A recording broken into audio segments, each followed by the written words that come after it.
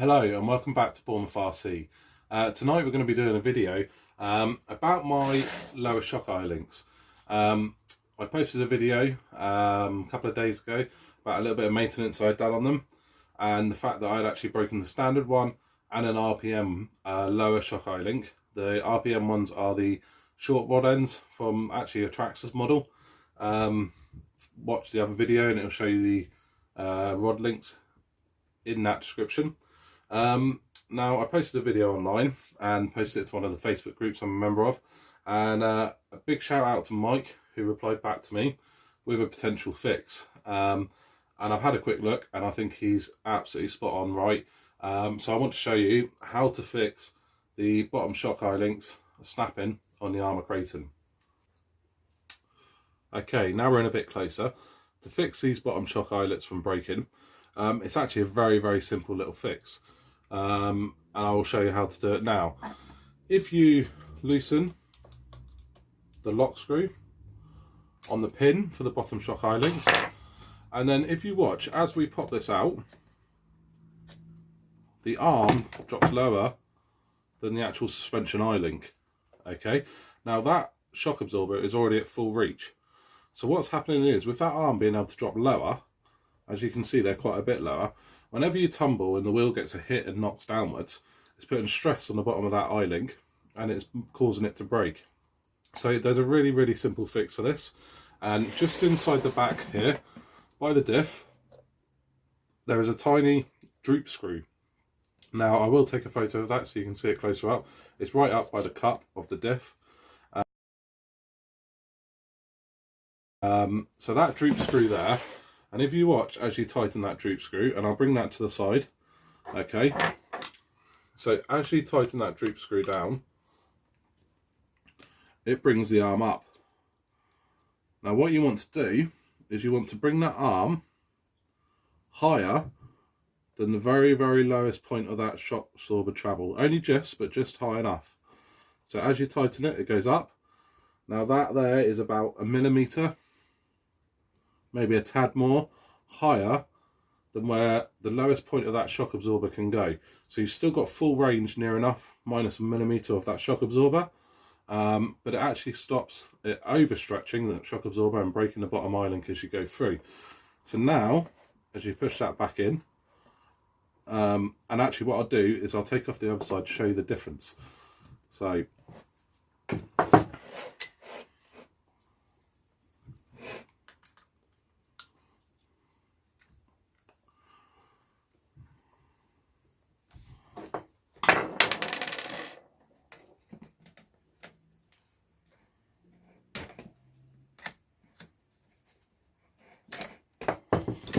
now that's out, you can see that that's both the arms pushed down, that one's in line, and that one there is quite a bit higher.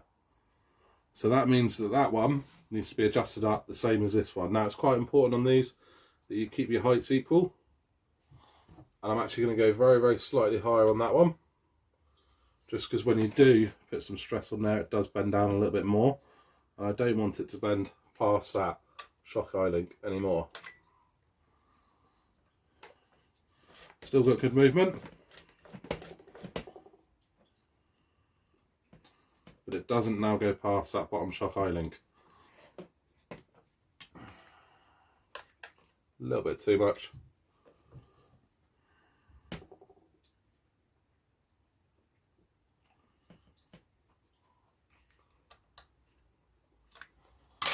Right about there seems good. So put that arm back in.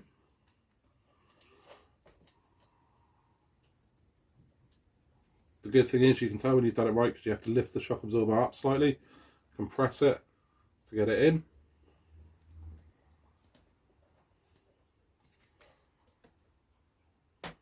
There we go, that's now gone in.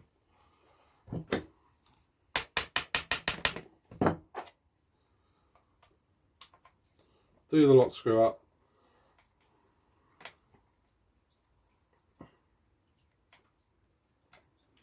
Okay, now you can see the difference in height between the two arms.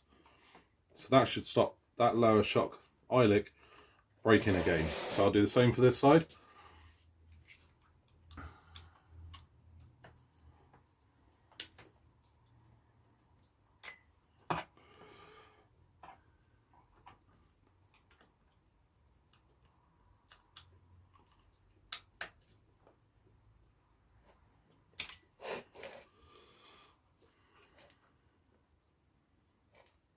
Again, at full stretch, that is still just about higher.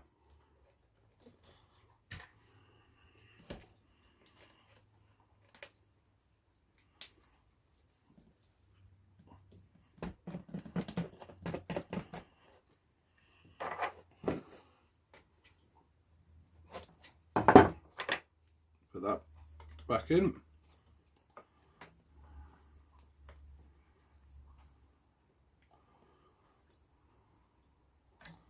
Tighten that up.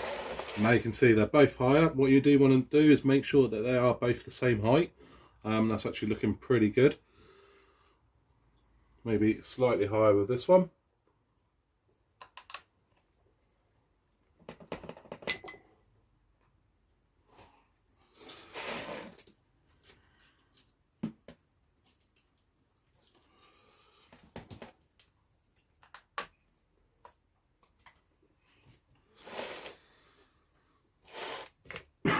Okay, now you can see they're both that little bit higher.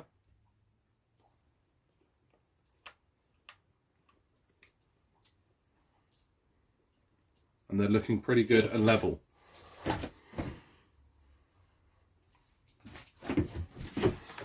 Okay, now we need to spin it around and have a look at the front again. This one's got a bit of dirt inside it. Good little tip, tiny little flat blade screwdriver. Tuck it in to where your Allen key would normally go. And that will get rid of any of the dirt in there.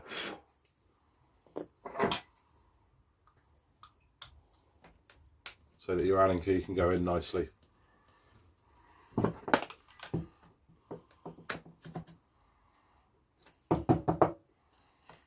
Okay. So, as you can see with the front ones here, there is only about 2mm. There's a little bit more when you put it down, and that's the impact that you've got to worry about when you are hitting the wheel from the top. If you flipped it over, that now, you can actually see that below the eye-link there. So that's what's causing that to break. So again, up inside the cup, just behind the cup, and this one's a little bit more awkward to get to. It's actually easier to get through the arm there. Raise that up so that when it does get an impact down,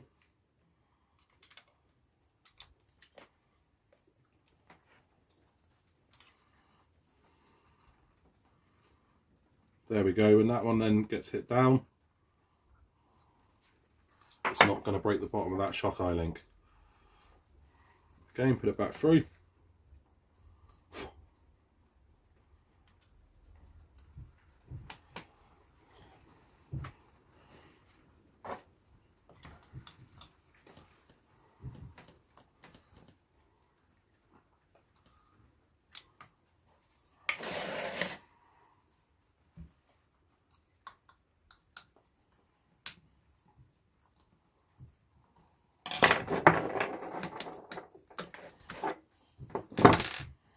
Pull the pin.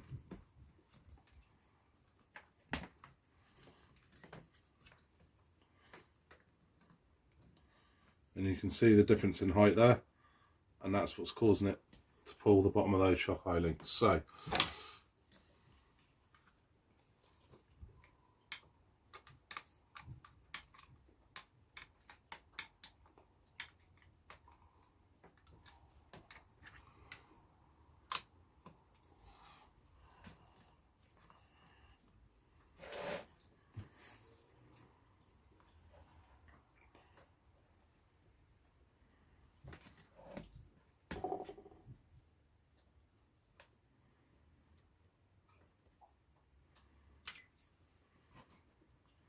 yeah, when that's had full pull down there on the suspension, it won't go anywhere.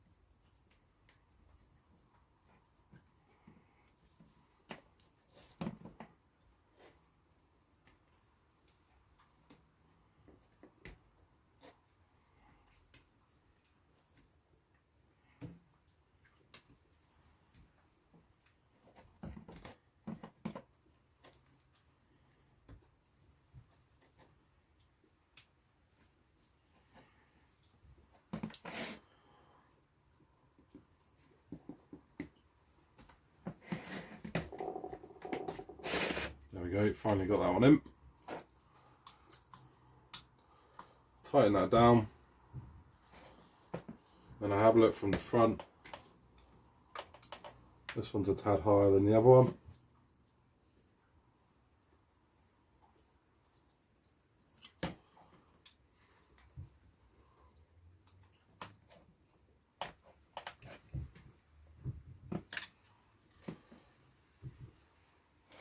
That looks pretty good. So that will stop them from overstretching those shock absorbers when you come down and popping off those bottom shock eye links. So that's the end of the video tonight. I'll be out of the weekend to try this out, and hopefully I won't break any more, and if I don't, we know it's fixed. So again, massive thank you to Mike for letting me know that. It seems quite obvious now, but I didn't think of it at the time. But hopefully a nice simple fix to a little bit of an annoying problem. That's it for Bournemouth RC. Thank you very much.